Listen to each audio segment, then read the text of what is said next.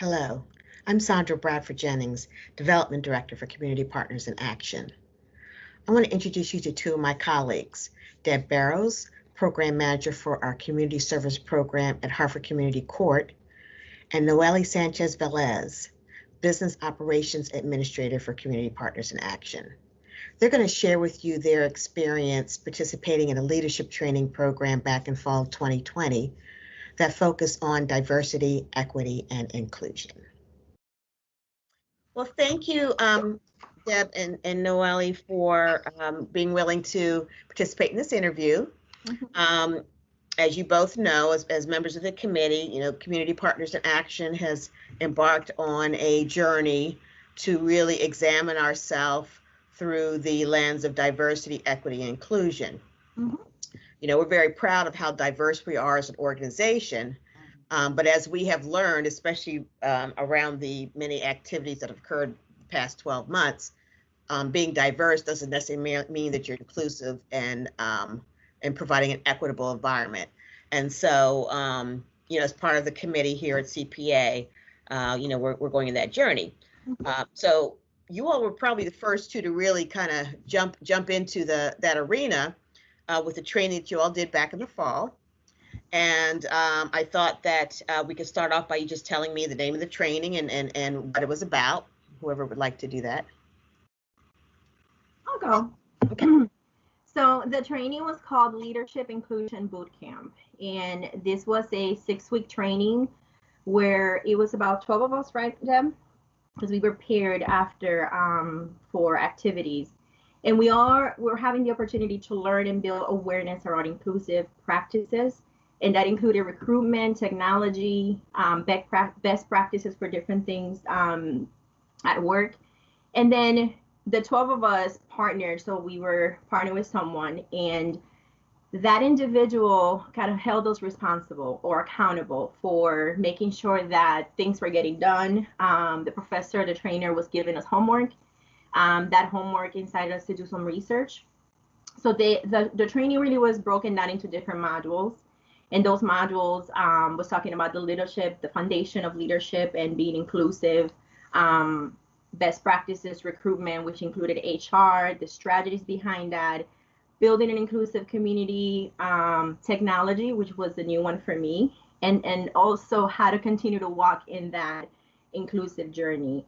And so depending on, the conversation and how it geared, we had to do the homework, how to do research, do some videos. So it wasn't just like you're sitting in front of a screen, you're listening to a person train you for an hour and a half each week.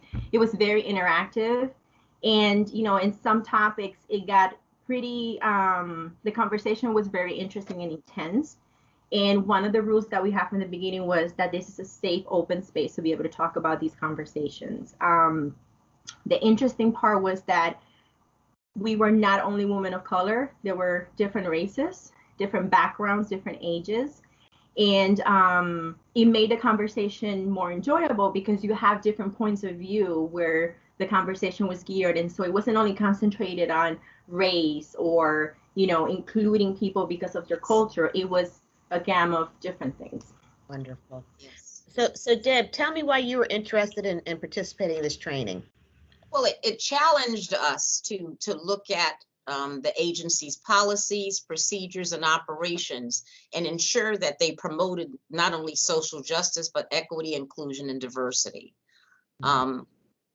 So being given this opportunity, it helped, as Noelle shared, us to avail our agency of resources that would support our agency's ongoing commitment to not only work actively, but collaboratively, addressing anything that would impede our progress, that would hinder us to continue to make progress in those areas.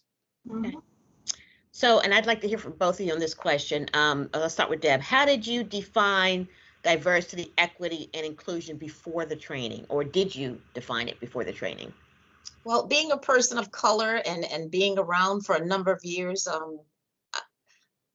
it's very hard not to have some definition or some parameters of what diversity, equity, and inclusion is, because we live in it. It's in our communities, it's in everything that we do. Mhm. So when I talked about, or when I think about diversity, it was clearly building a culture of respect and acceptance, understanding and recognizing that we're all unique and different. And I think, and I know CPA does an exceptional job of that, whether it's in our political beliefs, age, race, gender, ethnicity, or whatever the area is. And equity is fairness, justice, equality, free from bias and favoritism, and equal access for all, treating all of our program participants equal, creating a non-judgmental environment. Mhm. And then when we talk about inclusion, it's just being tolerant and accepting people who are different, ensuring that we all can participate, that we all are special, we're all unique, we all can be successful in what we obtain to do, but inviting everybody to the table as an equal participant and allowing them to share and listen and responding to them the same way that we would everyone else. That's great. Mhm. So, Noelle, I'd like to hear from you. What was your, how did you define it before the training? So very similar to what Deb mentioned, because being a Latina in this country, I'm originally from Puerto Rico, and so you're around your people, right? You're around your culture. We all look different but are the same. So when I came to this country, the definition of diversity was expanded. It was like, wow, this is like, amazing to see so many different races and people from different countries. And, you're speaking the same language because it's English here, but also you have your own language that you speak when you're amongst your family and friends. And so I knew the diversity that is around me in my community and at work. Like Deb mentioned, CPA, I've been with CPA for 21 years, and the diversity that we capture in our work environment, from management all the way to our staff in our programs, it's something beautiful to see, right? So I'm around that diversity. I'm around, feeling included in my work environment. But when you talk about life, as a woman, as a Latina, as a person of color, you sometimes feel that pushback that you sometimes don't have your voice at the table. And so to me, diversity prior to this training was like that, race, cultural, the sexual orientation, that's the diversity that we are talking about. And the training kind of opened up your eyes to see that a little beyond. Yes. So was there, and this again, I'd like to hear from both of you, was there any one, I'll call it one aha moment that you experienced during the training, like just something that really opened your eyes on other perspectives? Noelle, I'll start with you. Yeah, so after the training, I learned that the diversity is not only including those that want to have a voice on the table, right, or at the table. It's defined by the gender, by the age, by your field of work, the hiring accommodations, and how people with special needs have to also be included in that environment. Technology was a big one for me. I'm working in a current project with the agency, and there's things that, okay, you're given a computer, you're giving access to email, you're given access to being able to do your work, but what else does that mean? Being home, right, remotely working some days, and when COVID happened, we had to change our whole structure and how we did things. And technology was a big part of it. We didn't have the resources available at the time to be able to accommodate everyone. And so this training kind of went through that, went to the different abilities that, or things that are out there for people to feel included. What technology is available? What hiring practices are we putting into place in order for people to feel included? And, for me, it was kind of like this moment of, it's not just the race or the gender or, your cultural background. It's like a big expansion of things that you have to consider no matter what your background is. A lot of people, when they talk about DEI, diversity, inclusion, equity and inclusion, think about race, right? How to include Black and Brown, how to make sure that people feel comfortable, even your gender. But this training kind of opened that mindset. The title was Leadership Inclusion. So it doesn't mean that because you're a leader or you're someone in a position of leadership have to be only that person. You have the voice in the agency to be the leader into that inclusion. Yes. Yes. Deb, what about you? Like your aha moment from the training? My aha moment probably centered around unconscious biases and identifying them, being aware of them, whether they're learned, whether they're inherent, you know, those stereotypes that we all have without realizing it about people and groups, and being aware of that and how that impacts the areas of diversity, equity, and inclusion. Yeah, it's something, well, that's why they're called unconscious. Yes. Because you're Yes. not aware you have them until, you know, like a training or something like that, Yes. kind of brings it to your attention.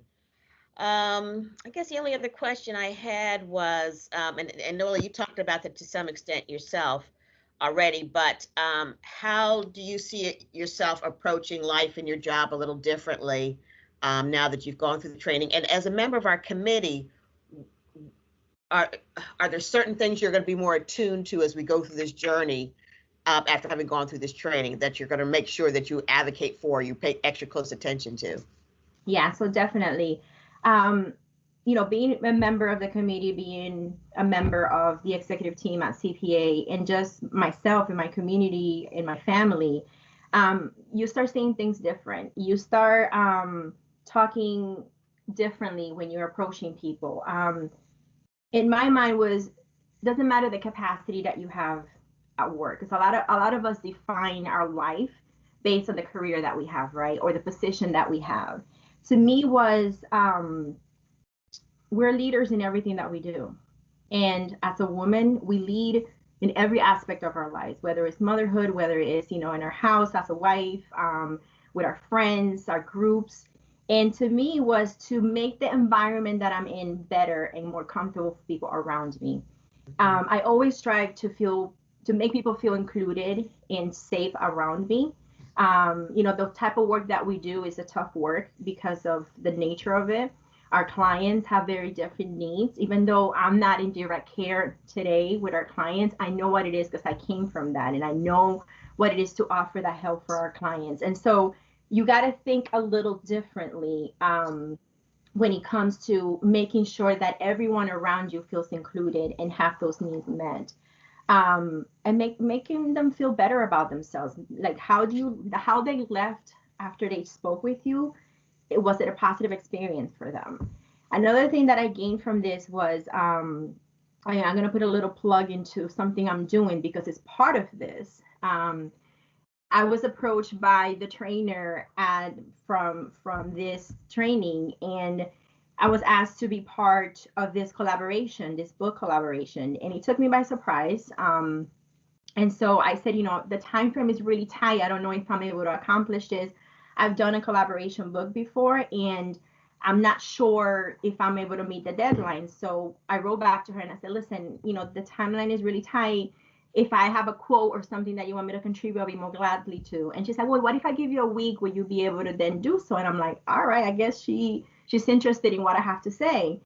And so I did. I talked to Beth about it because the book is about, it's called Upward: Leadership Lessons for Women on the Rise. And so writing this collaboration made me think of what I was explaining. Like, you're not leaders just because of the job that you do. Is defining different things in your life. And so this book was created to help and motivate women in the business world in their different capacities to have the understanding of leadership, inclusion, and what that means to them as they go through life. And so it was really interesting when I got the email back and, you know, telling me you've been accepted, you have a scholarship, you're entered into writing this collaboration. It was really exciting. Because in that chapter, I talk about my journey with CPA, where I started, where I'm at, and the different things that this training, how CPA has, you know, given me the opportunity to personally and professionally develop myself, to speak about that we're not just stuck in one leadership position. We do this overall. And the diversity inclusion that we bring into it is just to make you more aware of the different walks in life that you have. Wonderful. Deb, what about you? Mine is more to just lead by example, to continue to be not just say it, but walk the walk. CPA, our agency, has done an amazing job of preparing people for leadership. And that includes being grounded. That includes being aware of how you interact with people, how you treat people, how you educate people, how you support people to avail themselves of the resources they need to be better. And what I especially like is that we're not only prepared for our jobs, but prepared to go out in the community. So I'm very involved in the community. I'm housed here at Community Court 5 days a week. So there are clients that are coming in, and people are struggling and they're facing some challenging conditions.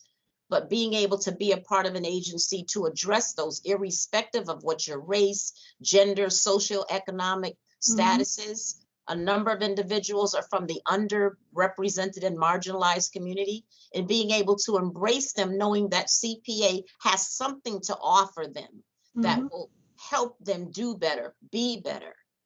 And showing that, listen, we're here. We're part of what we need to do to make it better. Part of a paradigm. CPA is very receptive to paradigms. You know, what do we need to continue to do better? What do we need to continue to make our agency better? And I applaud Community Partners in Action, because I've been around a minute, and I see and involved with a number of different agencies, and our reputation is amazing. I visit the warming center every Saturday, and I bring baked goods, something, because our clients go there. And just to know, you know, that's Community Partners in Action. They really do care, hearing that kind of stuff, and just treating people with dignity and respect, and knowing that you care, you listen. And Noelle shared it. I mean, she spoke very eloquently. You know, we care. We're here. We're here to stay. We want to do whatever is necessary to ensure that we help you become better and stabilize your lives. Wonderful. Well, those are all the questions that I had. Is there anything else either of you would like to add or comment on? No? Okay. No. All Thank right. you for the opportunity. I appreciate it.